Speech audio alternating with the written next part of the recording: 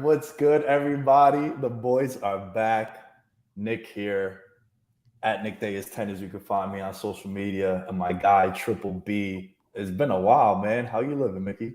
It's been a while, but I'm pumped. It's kind of like Christmas Eve. All right, we got this card here. Build your bankroll up a little bit before Christmas Day, because next week we got ourselves a banger on deck. Dude, next week might be the longest show we've ever done together because there's so many bets, so many fights.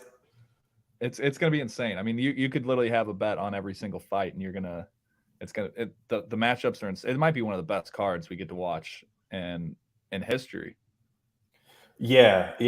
I'm hoping everybody makes weight. There's no fuckery because all the fights. I know one fight. I don't know if you caught this, but Rodriguez and Lemos got moved, and it's gonna sound weird to say, but that was like fight of the night potential, man. That was gonna be a banger between the two girls at 125.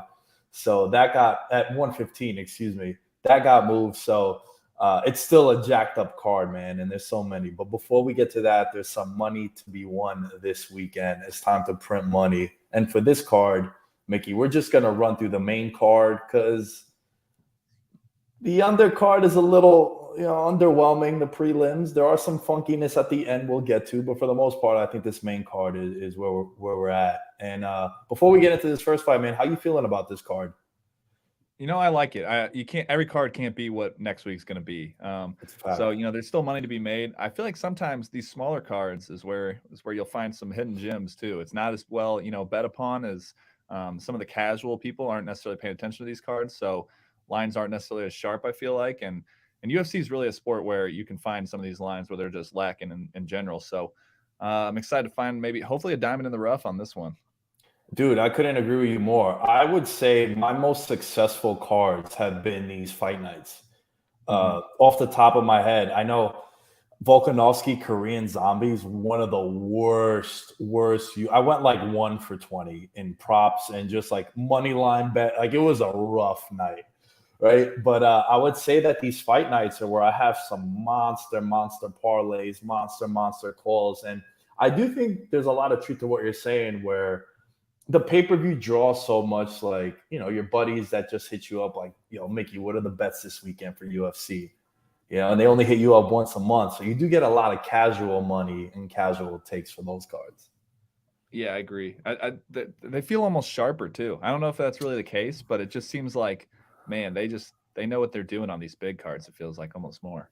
Yeah, because I feel like the matchups are more calculated, and they also have like it's a lot of household names that you put on pay-per-view for your average Joe that's tuning in. So yeah, man, this is a little bit of a teaser before we get to the real main event, main card next week. But let's dive into this one right now. So this first fight that we got, it's uh it's an interesting one. And I say that because these are the kind of fights that I love to bet on, Mickey. And it's because I call these path to victory fights. I think there's a clear path to victory for both guys. We got Serkinov coming in as a dog at plus 175 going up against Alonzo Menafield, who is at minus 205. I'll let you open this up, man. Where are you leaning on this one, and how do you feel about this fight? Yeah, personally, I'm rocking with the under on this one. I'm going with the under 1.5. You can get that at minus 115 on some books, minus 120. It probably is only going to rise because this being a light heavyweight bout, people love to bet the unders in general on these just because they want to see violence. That's what the UFC's 90% of the time it's about. People come in to see people get finished. And that's what I'm going to be rooting for on this one. These are usually one of my favorite bets just because, you don't necessarily have a dog in the fight. You're just rooting for somebody to get finished. And this one, that's a good one to see. I know that Menafield is a minus 205 fave. And I do think he should win this fight, but I feel more comfortable on this fight getting finished in under half of this fight than I do in Menafield getting the finish, especially at the minus 205 on that one. So I'm interested to hear what your path to victory is on this one because those can be some good angles as well. Yeah, I will say that I totally agree with you on the under. If you guys see me looking off, it's because I have another screen over here. Don't think I'm ignoring you. I just wanted to make that clear. However, the under, I like it a lot. Uh, I'll be shocked, Mickey, if this fight goes the distance. I think it's a great parlay piece at minus 400 for it to not go the distance. These are two guys that they do hunt for finishes, which I really like. And this is Serkinov is one of the best 205ers in grappling and in the jiu-jitsu field. So if you want to take a stab at Serkinov by submission at plus 340, we haven't seen Menafield really get tested on the ground. A lot of the guys outside of Paul Craig, who he got caught trying to throw this like really funky like ninja kick at him, and then he just got caught. And Menafield is one of the rare guys to follow Paul Craig to the ground and survive it by getting a stoppage. But we really haven't seen him have to defend takedowns, having to sprawl. And Serkinov is one of the best guys on the ground. So when I introduced this fight as like path to victory fights, I think Serkinov by submission at plus 340. And then on the flip side, we've seen Serkinov get rocked and dropped on like the first or second exchange of a fight too. So Menafield plus 105. You know how I am, man. It's very rare where I lay juice on a money line favorite. I always rather try to find some value in path to victories, unless like that main event with Sandhagen where I was saying like this dude should be minus 400, and then it played out that way too. But yeah, man, for me, I think my favorite bet would probably be the under, like you mentioned, and then fight doesn't go the distance, and then playing it with knockout from Menafield and Serkinov by submission. Yeah, I like that. I think those are definitely the two most likely paths to victory, and that's where you can get better value on some of these numbers. So I think we align pretty much on this fight. So hopefully we can get the decision we're looking for here. Well, hopefully no decision. We don't want a decision. What's the saying? Like if he dies, he dies. That's what we want in this one. We want this to happen. The fight being waved off. All right, let's get into our next fight that we have here, and this is another one, man, where the line for this one to not go the distance, Mickey, opened up at minus 1,200. So they're telling you this fight is not going to go 3 rounds. I don't think this gets out the first round. So right off the bat, to me, I'm looking at unders, and you can find the under at minus 260, 1.5 rounds, which is wild to see. That's usually a minus 260 for like a 2.5 rounds under. But everyone knows the scouting report on Jordan Wright. He is kill or be killed, and lately he's been getting killed in the first round. Another guy who that first exchange, he gets caught and it's night for him. And on the flip side with Todorovic, he's a guy who has not shown any sort of grappling really. The only grappling he has shown has been like lay and pray. But besides that, I think Jordan Wright could be caught here, whether on the chin or in a submission. That's kind of my early inclination of this one. No, yeah, I agree. I don't have an official play on this one, but if I had to hunt some value here, I think Jordan Wright to win in round 1 is like plus 600 or plus 650 on this one. And that's not something I wouldn't be against sprinkling on here because, I mean, like you said, he's kind of kill or be killed. But, when he does kill, we've seen him get some of these first-round finishes against Pickett, Villanueva. So, I mean, if he comes out and he can land something, then that's probably where I think the most value is, in my opinion, on this fight. So if I had to sprinkle something, I think I'm going Jordan Wright in the first round.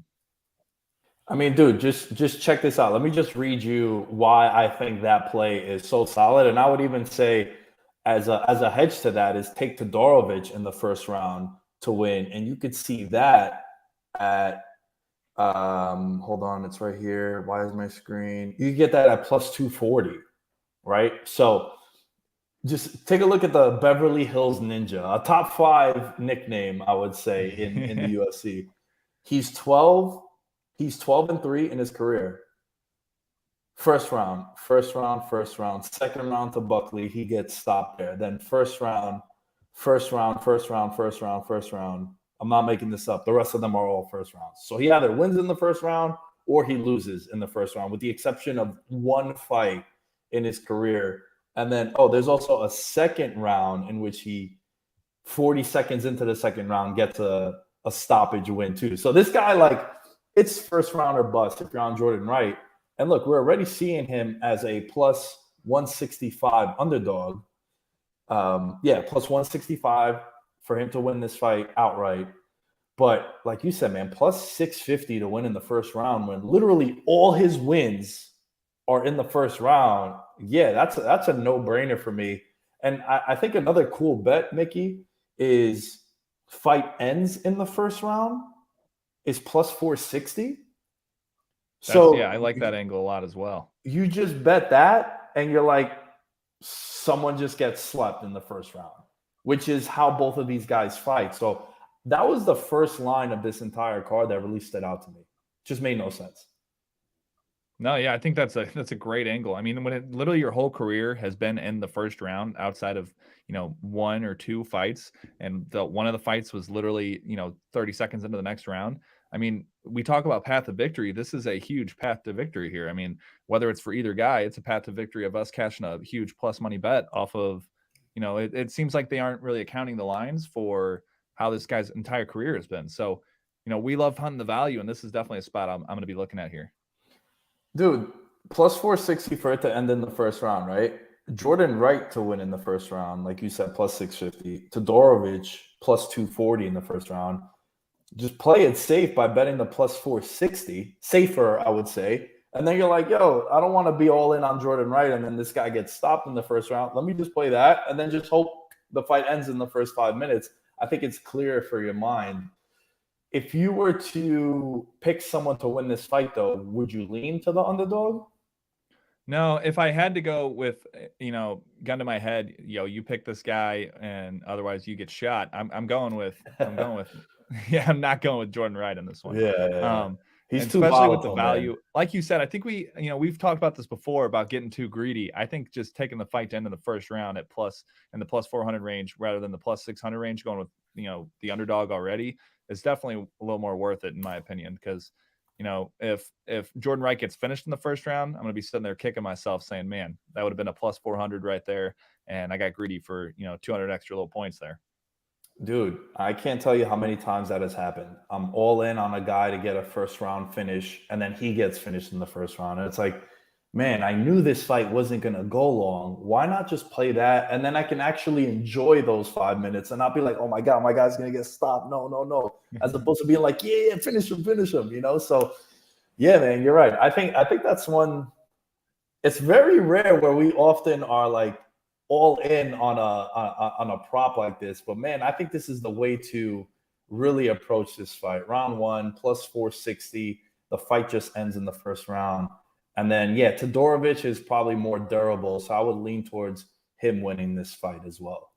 We had a situation like that where a bunch of us actually were out in AC, and I'll tell you, it takes so much stress off you whenever you're just rooting for the fight to end instead of a certain fighter. It was in the Barnett fight, actually. We all had, for the fight, the under in the fight. And it started off with Barnett just getting murdered. And it was like, kill him. And then the whole fight just flips.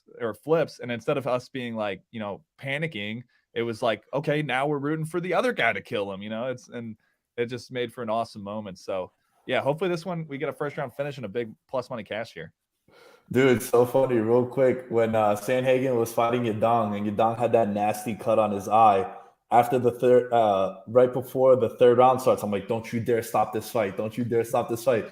And then once the fourth round ended, because I had the fourth and the fifth round like 20 and 28-1, I'm like, you better stop this fight. You better stop this fight. It's like, dude, what just happened in 7 minutes? Oh, man, gotta love it. Gotta love it. All right, what we got next? Oh, yeah. Okay. First of all, you want to talk about nicknames in the fight game? There's not a better one than Brandon Raw Dog Royval coming in. He is a plus. Hold on. Well, Askarov is minus 240. But the thing that jumped out to me was the line for Royval. He's a 2-1 dog. Royval is, I would say, one of the most underappreciated, underrated 125ers in the UFC because, dude, his resume is like, he's lost to Moreno, who's the champ. He's lost to Pantoja, who is next in line for after this quadrilogy with Moreno and Figgy. He's next. And like Royval in that first fight against Moreno ended up like blowing out his shoulder. Moreno took his back, couldn't submit him. He's a jiu-jitsu master on the mats, is Royval. And also Askar Askarov is no slouch either. He's coming off his first loss in the UFC to Kai Kara France, aka Steve, for what Cody Garbrandt was calling him. He's like, I don't even know who this guy Steve is, and then he got slept. But how you feel about this fight, man? Because I got a lot of goodies on this one, man. Yeah, this one, as far as a straight play on this one, I'm leaning towards the big nickname here, Raw Dog Royval here. At plus 200, I think this fight is almost like 50-50. It depends on who can get their game plan, but I view this fight as more of a 50-50. And if I can get a guy at plus 200 on a fight where I think it could go either way, I got to go with the plus 200 on this one. Like you said, his resume is insane. And I'm going with the plus 200 here. If it was a pick 'em, maybe I'd be going with Askarov, but at these odds, I have to rock with the Raw Dog Royval. Yeah, I agree with a lot of what you're saying. The thing about Askarov is he doesn't really have a killer instinct. He does play with his food. He does just beat you on points, gets ahead, and then just cruises. A lot of 30-27s in his career. He's someone who he's known for his grappling. He's known for his cardio. Also, he doesn't really gas. And there was a lot of people who thought that he won that fight against Kai Kara France. It was a split decision, so one judge did think he was going to win that. The thing about Royval that's really interesting is he's the kind of fighter that I love to target, especially as a dog, because he hunts for finishes. He is very, very active off his back, which is always super misleading for judges and I think for the fans because it's a dominant position for you to be in mount in the UFC and in MMA, or to have someone in your guard is not always the best case scenario. But dude is like that Tony Ferguson kind of throwing elbows and all that stuff off his back. And Royval inside the distance, I think, is the only way he can win this fight. So for me, it's Askarov by decision at plus 135. If you don't want to lay juice on a minus 260 favorite, path to victory for him is via points and it going to the judges. And then I don't think Royval on the flip side can win this fight without getting a stoppage. That's kind of how I'm approaching this fight, which I think might be fight of the night. Yeah, this is going to be a banger here. I agree with you 100% on that one. Do you think it's possible that by the end of this fight, we're saying to ourselves in the group chat with the other fellas, like, man, Askar should have been like minus 500? Because I could also see that being the case too. I could see it. I think it depends though, because like you said, he doesn't really like to finish. He likes to play with his food, and I think that's dangerous with a guy like Royval who can always throw up a sub. And like we could see where he dominates this entire fight, and then a third round, Royval sneaks a sneaky sub through out of nowhere and gets the finish, and after getting dominated the entire fight. So that's one of the things I like having in the back pocket here is the fact that Askarov kind of doesn't finish and he doesn't really hunt for that finish. He's okay with grinding out the win. So I do think the opportunities will be there throughout the entire fight. I'm looking at his fight history. Since he got to the UFC, he fought Brandon Moreno to a draw, split draw, and then decision loss to Kai Kara France. His first loss in his career. So it's going to be interesting to see how that plays out for him coming off his first loss. And then on the flip side, with Royval, as you look at it, submission in round one, his last fight, won a split decision to Bontarine, but that was just a weird fight as a whole. And then he got stopped by Pantoja and Moreno, both due to injuries in that one. And then in his debut fight, submission, and then against Kai Kara France, he has a win over him via submission as well. So he's a guy by submission if you're looking at, which I think could be really interesting. And like you said, implementing the game plan, Royval to win by submission is plus 500. I think Askarov is a really tough dude to stop as far as like ground and pound and with like a knockout.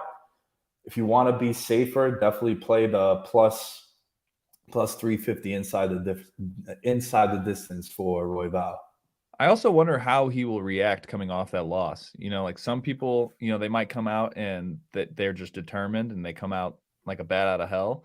But he also could be a little shaken up from that, like that could really mess with his mental. He's kind of had this, when you have a 0 by your name, there's like this mentality of like, dude, nobody can stop me. Nobody can beat me. And I think since there was a little controversy, maybe that helps him a little bit. Maybe it's like, no, Yeah. I won that fight, and he keeps that mentality. But I think, also when you got a loss there and you kind of have that almost reality check of, man, I'm not as dangerous. Like you may still be dangerous, but you're a little vulnerable almost. So it'll be interesting to see how he comes out after that last fight. Yeah, that's always true, man. After you suffer your first L, you start second guessing yourself. Like you've seen people leave camps after all this time because they finally lost. So yeah, it's gonna be fascinating. But this is my I wish we could bet on like who's gonna get a bonus or what's gonna be fight of the night, because this would be a heavy favor for me to be fight of the night. Yeah, no, Uh, I agree. As long as it's not on like the main cards when it's all the crypto bonuses, because then you just need to find who the most popular fighter is, because those bonuses are you got guys just getting fat bonuses because they're a household name. yeah, yeah. I mean, that's a whole nother episode. These bonuses that get dictated. All right, let's go into the co-main event, and this one. Uh, early thoughts when I first saw it was, wow, Cub is the underdog. You take Yeah, it away though. You lead this conversation. yeah. This one I didn't have like a specific side or anything I was really looking at here. I mean, it's a tough one because Cub Swanson's been in the game for a long time, and I would love to ride with him, but I just don't know if he has that in him anymore. And I know that you had a good play on this one. He Cub Swanson is coming off of a kind of a surprising, I guess, victory where a lot of people continue to write Cub Swanson off. I will say that, and I kind of fall into that as well. I fall into writing him off, and it is surprising to see him at this line because he just came off of that win against Elkins. So I don't know if I had to pick in here, blind shot here. I don't want to bet this fight, but if I had to, I got to rock with Cub Swanson just because it's Cub Swanson, man. This is a massive step up for Jonathan Martinez. This is a guy who has fought the who's who. He's been around the block. I mean, you look at his opponents: Giga, Shane Burgos, Frankie Edgar, Ortega, Lobov, Duho Choi. That fight is one of the best fights.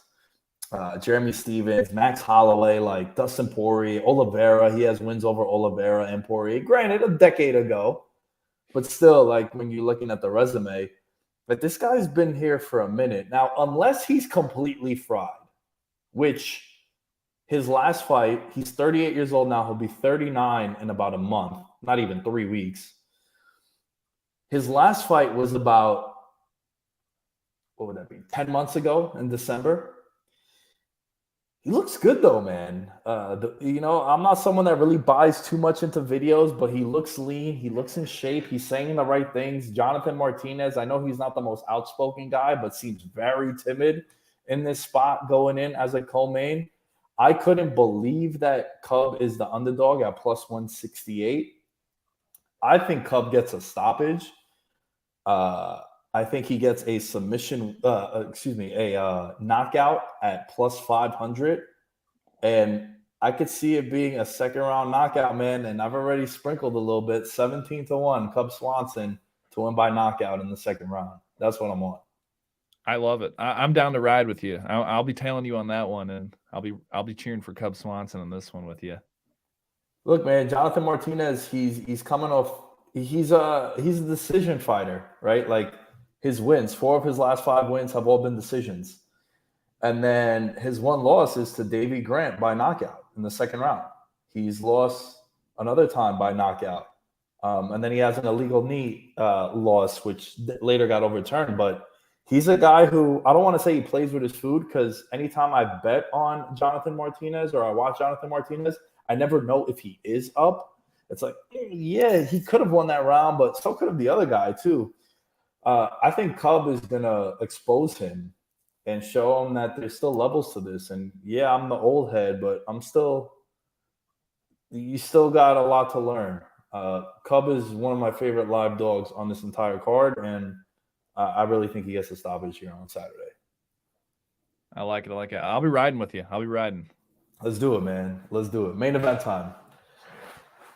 I got to open this up by saying Grasso, thank you very much. Her last outing, I had her to win by submission at 9-1, and then her to win inside the distance at plus 650. So she'll forever be special in my heart. Had to get that out there. She is a minus 215 favorite against Vivian Araujo. This is a fight that I'm very intrigued to bet on because my favorite bet probably for this whole weekend, Mickey, is plus 600. This fight ends by submission.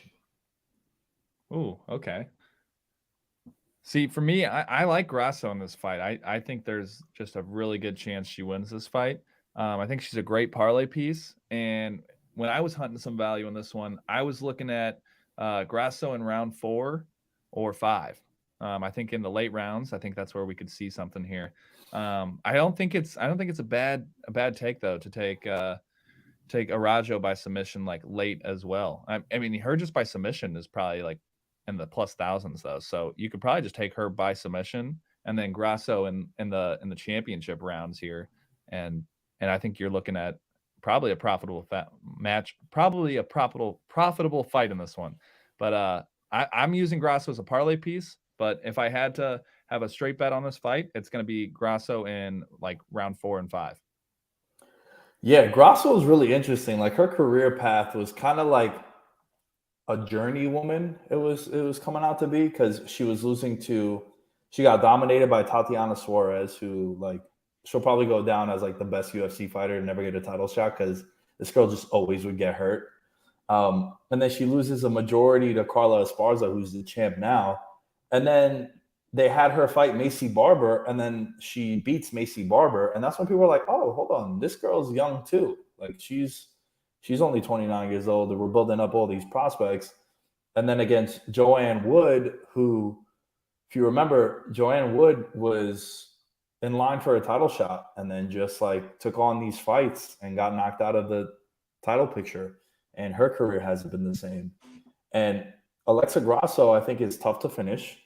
She's only been finished one time, and that was by Tatiana Suarez, who, if she was healthy, I think she'd be champion right now. And Vivian is, she's not a kind of fighter that I like backing. I don't think she has a killer instinct. I think she is someone who cruises to decision.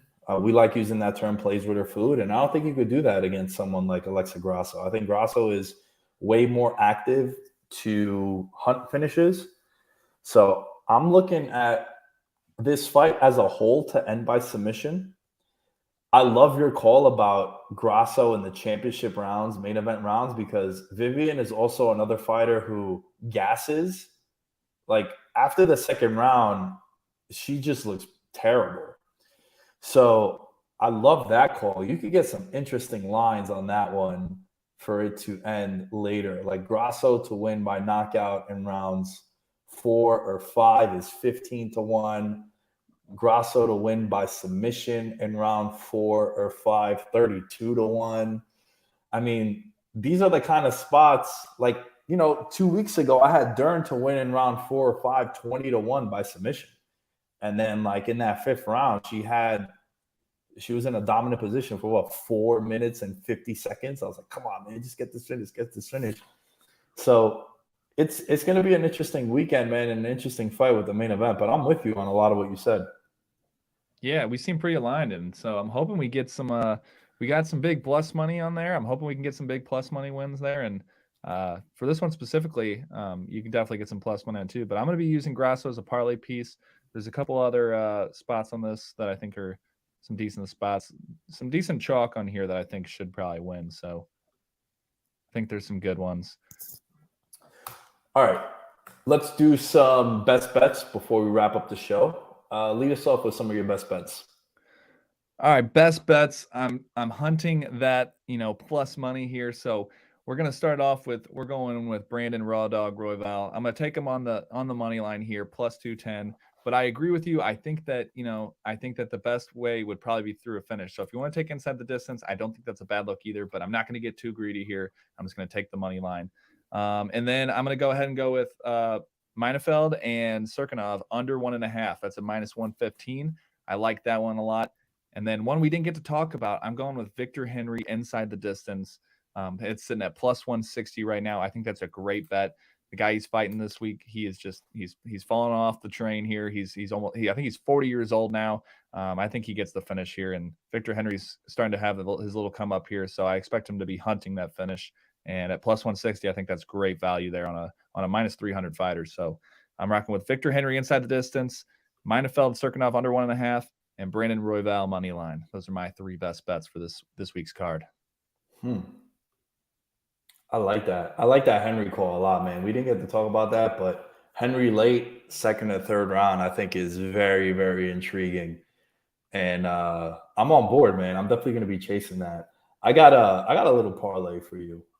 You know, with me with the parlays, I need to see 50 to 1 or more. Like it's parlay poppy, props poppy. Like we're trying to get shit cracking, trying to buy some Jordans. All right, 127 to 1.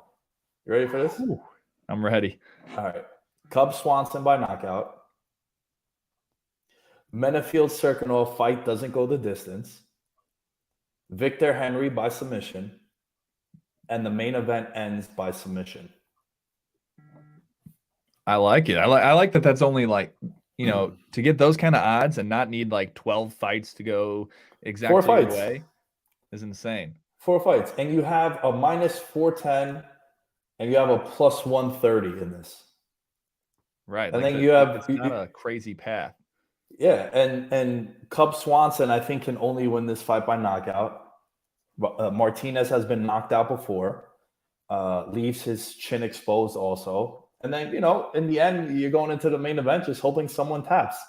You got 25 minutes of that. So crazier things have happened, man. I'm definitely going to, I can't press submit because I'm no longer in New York, but I'll definitely have this bet going by the time Saturday comes around. I love it. I'll be paying attention for that parlay. Hopefully we get to that, this final fight and that's all we got left, to cash that parlay. Let's do it, man. This was fun. I'm hoping we could print some money this weekend and then we just, we reinvest it into next weekend's card, which is gonna be a banner. This is just building the bankroll up a little bit before next week. Next week's gonna be a movie. Oh, blockbuster movie for sure. All right, everybody. We'll catch you guys next time. Shout out to ATS Sports, and we'll catch you later.